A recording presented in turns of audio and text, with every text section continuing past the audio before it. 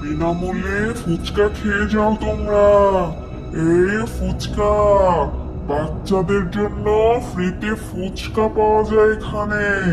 এসো এসো, ফ্রিতে ফুচকা খেয়ে যাও। সিথি সেই ফুচকাওয়ালার দোকানে গেল।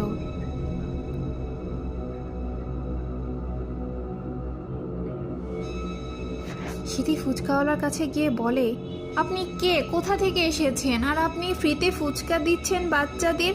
এগুলো খেয়ে বাচ্চারা অসুস্থ হয়ে পড়ছে, এতগুলো বাচ্চা একসাথে অসুস্থ হয়ে গেছে, আপনি কেন এরকম করছেন? একটু পর সিথি দেখতে পায় ফুচকাওয়ালার জায়গায় একটি ডাইনি। কি ভয়ঙ্কর চেহারা!